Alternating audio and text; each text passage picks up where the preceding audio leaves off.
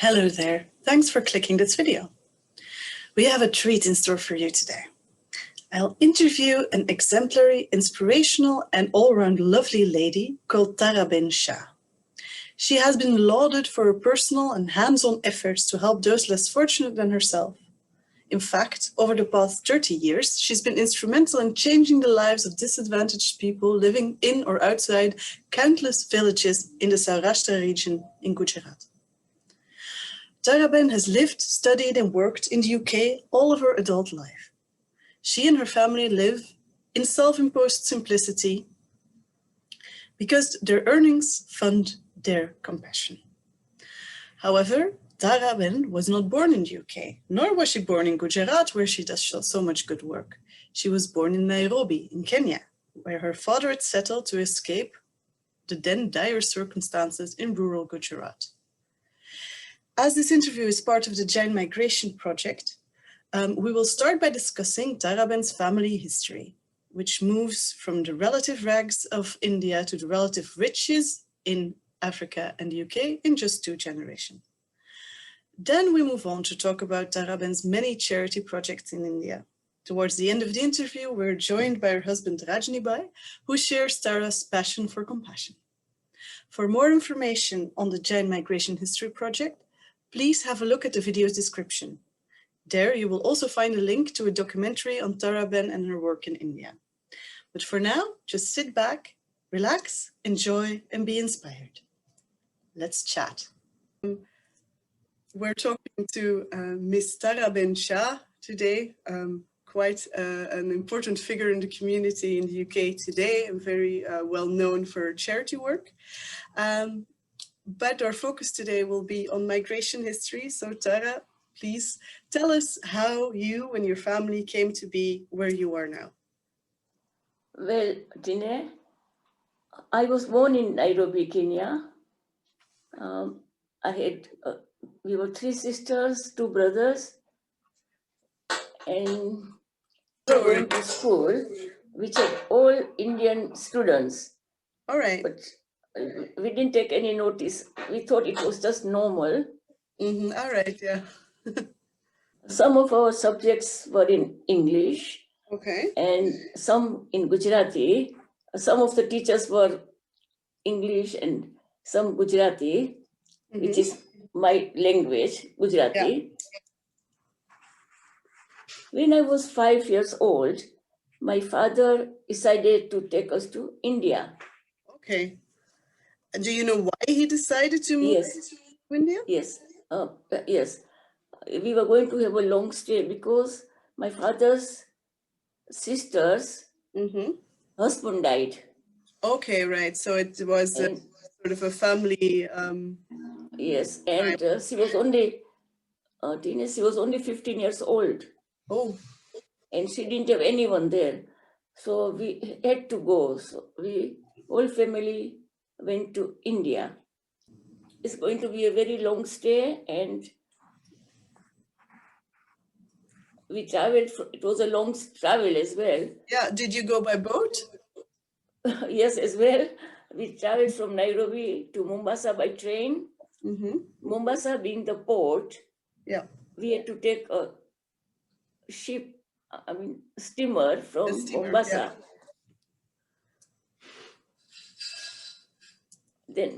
Then we landed in Bombay. We had some relatives in Mumbai. Okay, so you stayed there. We stayed few days in Mumbai and decided to travel to our village. We traveled by train to Jamnagar, which was a town. Yeah. We stayed there 2 days, and then we take auto rickshaw. Yeah. Yeah, to our village in Chela. The village didn't have any source of earning, only farms. There was no rain, so it was very difficult. Yeah. And the source of water was river. There was no other source of water. Was that very different from the situation you knew in Nairobi? Yes, but inside me, I don't know, I have something about India, so never complain. I would just love the place. Yeah, okay. So although the facilities were less and life was difficult for a small child like you at the time, it felt like a really a lovely place. Yeah. Yeah, because the open fields and we can Yeah, you can travel, play, you know, you like, can... yes, running and everything. And we used to go to river for water, and my mother used to take us to wash clothes. Yeah. One day Okay. a disaster happened. A disaster happened. My mother was washing the clothes, and Yeah. I was playing near the river. And you know, there were many people as well, and all were doing the washing the clothes or utensils. And suddenly my mother couldn't find me. Oh So she no. started shouting, "Where is Tara? Where is Tara?" And then everybody started looking for me. And one of my aunt, she jumped in the river because she thought I might be there. Yeah. And she was a good swimmer. So she went inside. And after a few minutes, she brought me out. Oh wow. And You'd I fallen in. from the river. But I was unconscious. She gave me a kiss of life. And then I was awake and I was alive. Oh, your poor mother. After, so we went to Nairobi. After reaching the Nairobi, we had to go to school. Yeah. It was English and Gujarati school. I enjoyed my schooling. I stayed in the same school until my O levels. Okay, right. And then for 1 year, I went to the college in Nairobi. Okay. I was doing a secretary course. And the college found me a job. While I was in the college, he found me a job in cable and wireless. And so I was very happy. My father, you know, they were happy that I got the job. I mean, my father didn't want me to take a job first because he wanted me to study. Yeah, to go UK, and because in Kenya, up to after O levels, you have to go overseas. Yeah. Because there is there was one college for A levels, which I might not be so clever to get it, you see. Okay. So, yeah. So I went to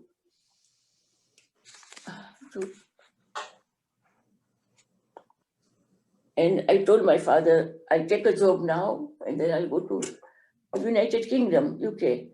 Yeah. So my father helped me get a passport, and that time we could all have British passport because it was British colony in Nairobi. So we all had British passport. Yeah. And so I went to UK. And after a few months, I met my husband in a Swiss cottage party. In a Swiss cottage party, and we started going out. And so after we decided we were going out and we liked each other, so we decided to tell our parents about it, that we want to get married.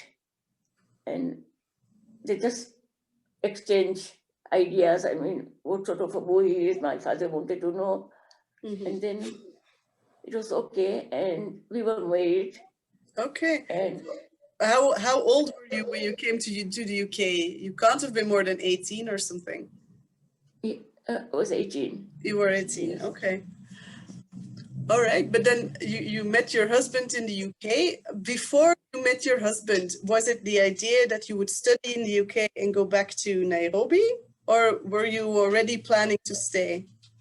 No, my idea was I wanted to help forgotten need in India, but I had to get some money. Yeah, you just can't go and help, you know. Okay, yeah, so already at that young age, your plan was to go to India and to do some charity work. But, yes. But being in the UK, it would be a better place to earn some money and make that. Yes, in Kenya. So then you were in the UK.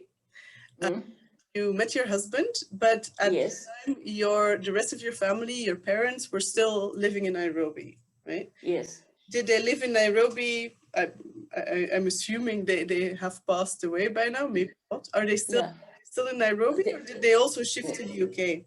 yeah. My both parents are dead now. My father died, and then my mother. And my father wasn't very well, so he went to India. And then my father used to go to India every year Okay. Yeah. for his shop, because he used to sell if this lot of Indian goods.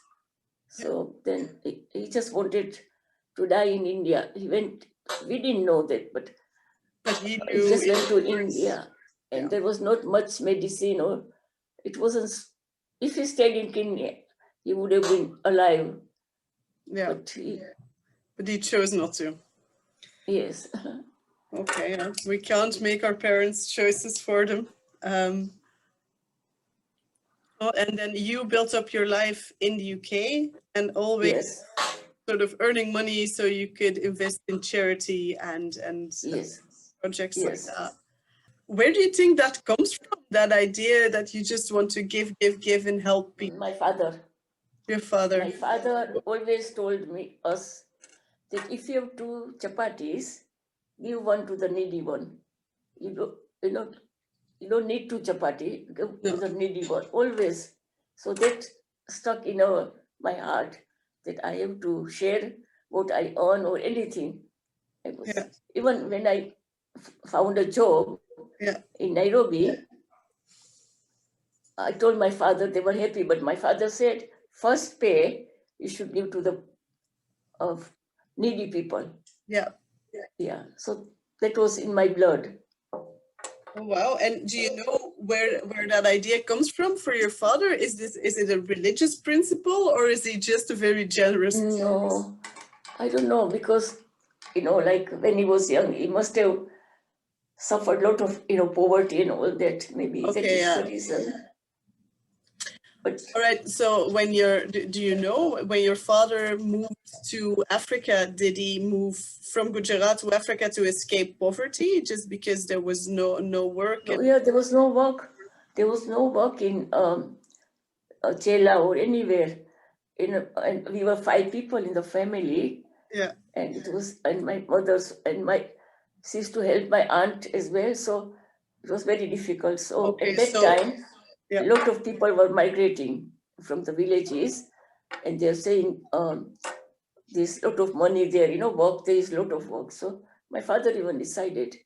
Okay. Was he the first one of his family to migrate to Africa, or were there uncles? Yes. No, first. He was And first. then Okay. my father called everybody one by one. Okay, so he was the pioneer of the family then. Yes, for our family, yes. Okay, well, no, it's interesting to hear that you hear this more often, that the situation of your parents' generation in India was really very difficult, and that actually coming to Africa, they made their family, well, fortune, not always a huge fortune, but still, they could really improve their family situation. 1987, I went with my daughter Bindi. Yeah. And she was very upset after seeing, a lot of people without clothes, and she started crying, and all the time she said, "Mommy, we must do something. We must do something." She has inherited your focus. And she was very upset about everything. So when I came back, we told my husband, and my husband suggested, because if you close, it's not enough. You need so many container. So my husband said, container is the best thing you can take, but we didn't know anything about nothing, container or anything. Yeah, I also wouldn't know where to start. I mean, it's I didn't know. Yes. How? and I used to read so many books and all that to find out, and drink so many people who were doing container business and everything, how to go about it and everything. Lot of long procedures, and in India it wasn't easy to clear the container as well. Yeah, no, yeah, of course, yeah, there's a lot of administration on that side as well. No, in the beginning it was -0, I would say. I didn't know anything, Okay. but maybe God, He was guiding me to do things. And but I was working. My husband was going to be a certified accountant, Okay. and the money was very little. So we really worked hard. My husband had 2 jobs. I had 2 jobs, and I mean, so that we have to save money for the forgotten and needy. And then I had 2 children, Bindi and Neil. Uh-huh. And so, and before that, the money was very limited. So we had a flat. We got a flat in UK, only one room, kitchen, small kitchen, and sharing the bathroom and toilet. Mm-hmm. But we were happy. So it didn't bother us, nothing. No, so you chose to live simply so you could save more to help the needy. Yes. But I'm glad for you, and I'm also happy that your husband must share the same outlook on life. Oh, yes. Otherwise, that might have been a problem. Oh, I didn't have a problem. I mean, when I used to take containers, it was a big job, 60-feet container with clothes. We used to wake up to 2 in the morning to, sort out everything. It was very hard work, but because I was so happy, nothing bothered me. I wanted to help in Africa, but there were so many things. It was difficult to help them because it wasn't safe. I'm sorry to say, but it wasn't safe. And I would have gone, but my husband had said no, because so many things were happening. So I couldn't go to, but when my husband and myself, when we go to Kenya, we try to help as much as, like every Sunday we go to orphanage, and then there are 2,000 young people. So we give them, everybody, a big packet, like some utensils, biscuits, chocolates, bread, like baked beans tin. We try to do that. Okay, and do you go to Kenya often? I used to, when the children were young, every year I used to go, but now it was difficult because India was my now. Every year I go to India, stay 2 months and away from the family, but when in charity, we used to have animal camp. We used to have every year, we used to have animal camp. And I used to take 17 vets. And before that,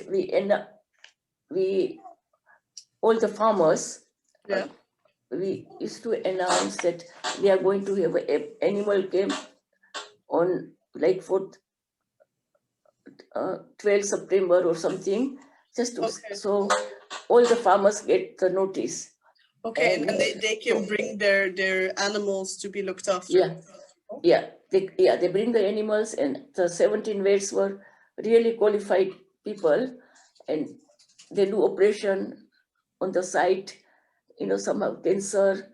Lot of 4,000-5,000 animals come, and goats and sheep and all that. 2,000, and people like cow, bulls, working animals.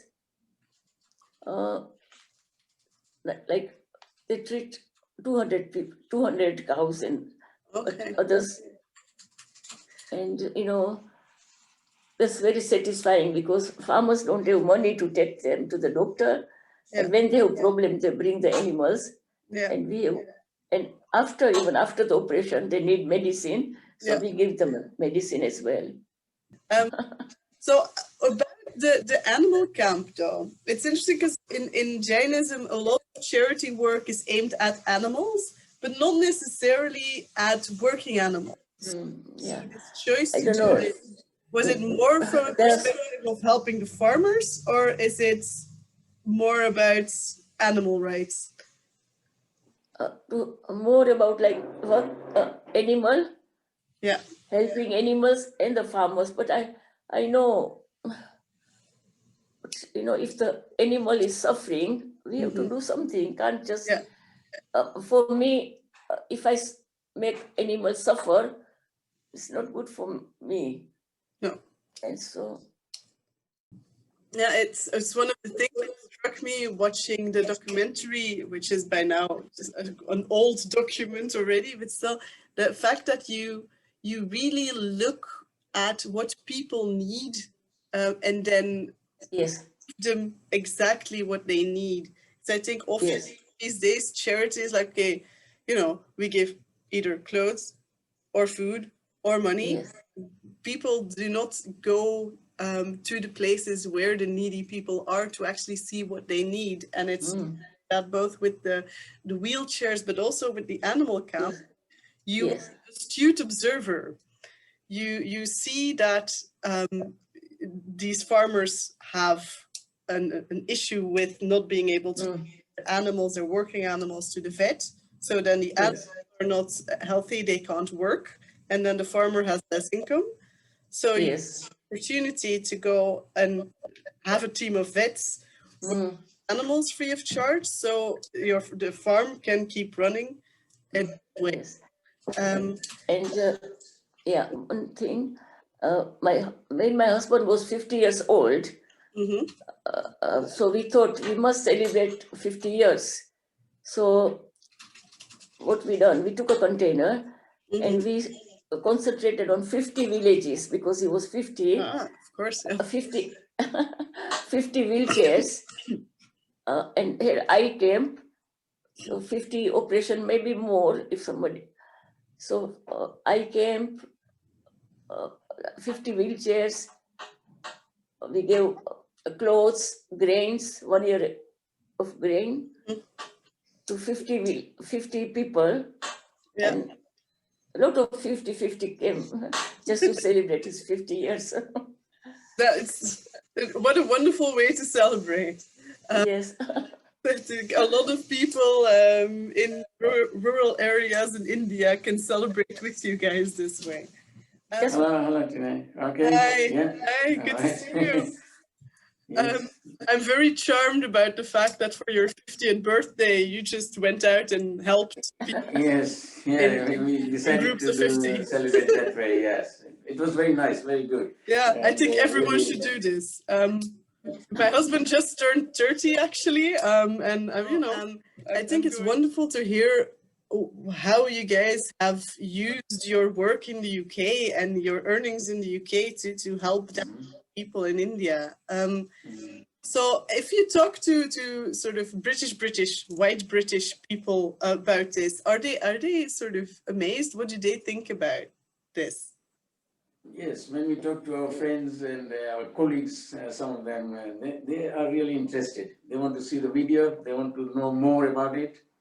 They are interested, definitely. And Tine, every year we make a video. Okay. Every year. Hundreds videos. I make a video and we distribute the video so people, just to inspire them. We give them the video to inspire, say they should share what they have. Yeah. Do you often get people wanting to donate and put things in your container? Yes, they do that. I mean, it's inspiration as well that comes into that when they look at someone doing it, and they are interested also in helping other people. Yes. Yeah, I think a lot of people are fundamentally ready to help, but not many people go through all the work like you guys have done, finding out what is needed, how to send a container, how to do Yes. And I think that keeps a lot of people back. But if you can inspire them to help others through your work, that's great, of course. Yeah, because Tine, whenever we talk about our mission, a lot of people ask, "Oh, then where do you eat lunch?" They ask their personal thing. It's I'm too hungry, and don't you get hungry? Where do you eat? I said, no, eating doesn't matter. Because we used to take some food, and they said, what about if we want to go to, you want to use the bathroom? Yeah. I said, just happen, doesn't matter. They worry about their thing first. And the rest will come. I mean, food and bathrooms will be found eventually. Yes. No, but I think you're right. A lot of people think about sort of the difficulties of giving and of going there first. And in your mind, in both your minds, seems to be the reverse. We're going to go, we're going to give, and then we'll see about it. We'll make it work. Which is a very can-do attitude, I think. Everybody, after they look at a video, most of the people cry, but that's not enough, no? You cry with something. Yeah. And another, we go to very remote villages where nobody goes, and we give clothes, 1 year supply of grain, then shoes, like sandals, cash money because some has to go to doctor who's ill, so give the money for the medicine, a lot and lot. Tent, Yeah. we give tent because they don't have anything. They are in open. Yeah, There is okay. sun, rain, so we give tent. Which every year we take so many, over 200, 300 tents, and give them. They know. They have a tent and everything. And so you've been doing this for a good few years, 30 years, about 30 30 years. Yes.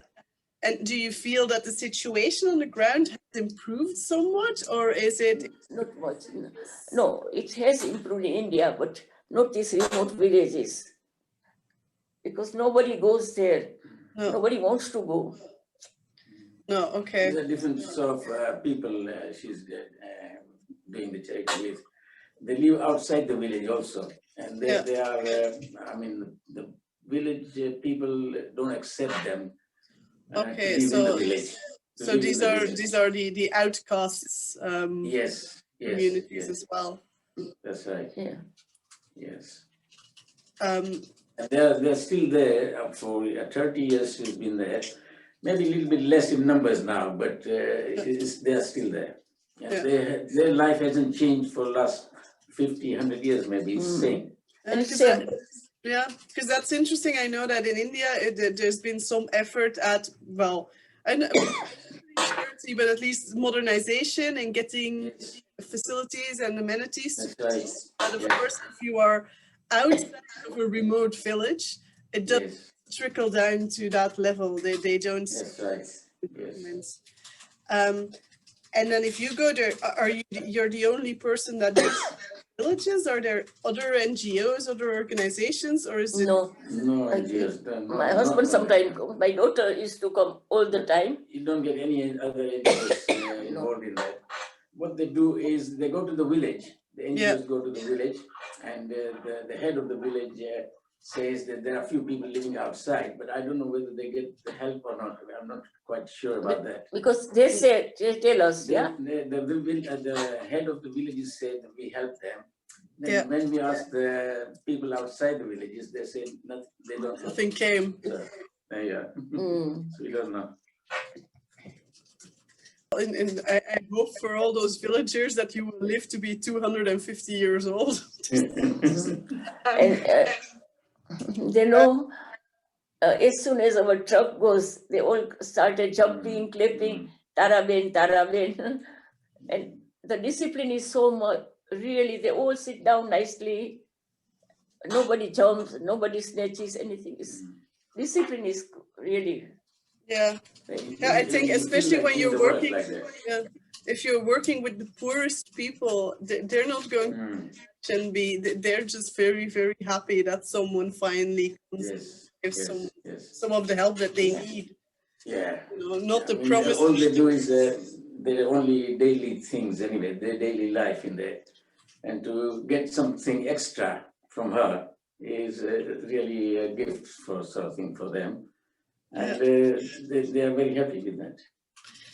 And are you still, after 20 years, doing this on an individual basis, or do you have a foundation? Is this something that is more organized? Trust, eh? Well, we have a trust, Trust. but trust, yeah. we don't use the trust. I mean, we don't raise money or anything like that. Not We now. just use our own money. Because God is kind to us. We are okay now about financing. So we want to use what is given to us. Yeah. Yeah. No. Okay. A lot of people wants to donate. Initially, I used to take money, but now I have enough money to help as well. So Yeah.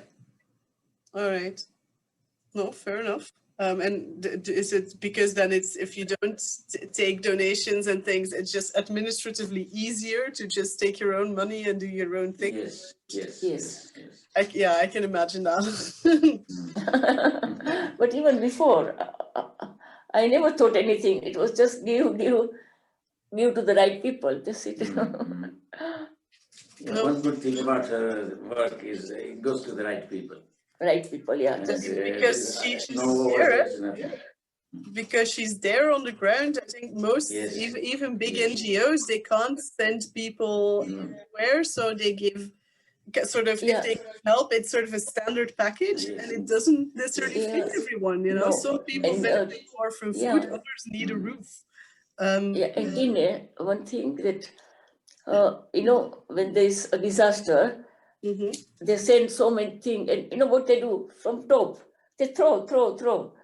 And the people who are strong take most of the thing. It's not the way. And another thing, Tine, in 1993, September, there was an earthquake in Maharashtra. And I went there. There were 2 containers. People, a lot of people said, please, Tara, go. And so we had 2 containers, means so many, from one container, lots of clothes, 40-feet container fits in lots of clothes, so much, 30,000 clothes in. So I went there. It was the most difficult journey of my life. I can imagine. I mean, because you're generous, but you're not necessarily a first responder for disaster scenes, right? No. It's very strong of you to do this. Yeah, it was so difficult to even clear the container. There were really some daku, the wait people, they wait just to get things. And I had so much problem. And even by fighting, I went there, and there was, like 400 men, and I was the only girl. And we were everybody had tent to live, and no bathroom. It was so cold. And end of the day, when I come back, I was all black, because there were dead bodies burning, and I used to see bodies on the floor. When I had to make sure I'm not touching the body, but there was, like, when I used to wait, and 3 o'clock, everybody is sleeping, because I used to wait. If somebody wakes up at 2 o'clock or something, so 3 o'clock, I go to my tent and quickly go and put hot water and just quickly come back, because if I'm doing that, I don't have clothes. And if somebody wakes up, I was, and quickly, that's very difficult for, I think 3 weeks I was like that. Bodies everywhere.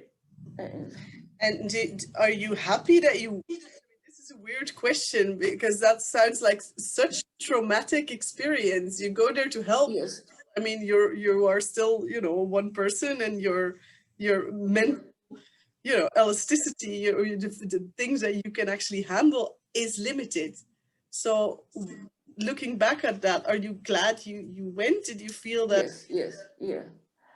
I am glad, but it was traumatic, but I had to do it. And that time, Tine, I'm not like when you see me now. I was very, very, very brave, and I think you're still very brave. I could do anything, and then we But many villages we learned there as well. There were many villages which had an earthquake. And they were, it was difficult, And then I used to go to the village, and one lady was sitting on the stand and crying. So I went to her because it was difficult to travel inside because the big storms, slowly you go. And she was crying. Her sixth son died in the earthquake, and her husband as well. She was the only one left. So try to tell her, please, Yeah, how do you help someone like that? Yes, try to console her. Please, what can you do? It was so many thousand people died, and most of the houses were on the ground. It was very. It is. Sometimes I think we are so lucky to have everything here. We are, but so after an experience like that, you come back to the UK and you just go back to work. Is that how you roll? I had to be normal. Otherwise, my husband won't let me go. Don't tell him everything because he says. It is a difficult part, very difficult. Going in the villages and the complete remote villages. Yes. And the people, she's very close to them. It calls her extended family as well. Yeah. But I can't imagine too many people doing that, going completely to the roots itself. Very remote. And they're giving them what's in her heart, and she keeps going and doing it. Yeah. I guess all you can do is sit back and be very proud. I'm very impressed. I think you're quite a unique person. All of this, and I think your family story, which goes from poverty in India to being able to do all this and give so much to charity in one generation, is really rather remarkable. So yeah. From my part, I just want to thank you again for doing this and for telling me your story. And if there's anything you think that we've missed, now is the time to share. Life is short. Life is a dream. Here today and gone tomorrow. So we must help people who are less fortunate than yourselves.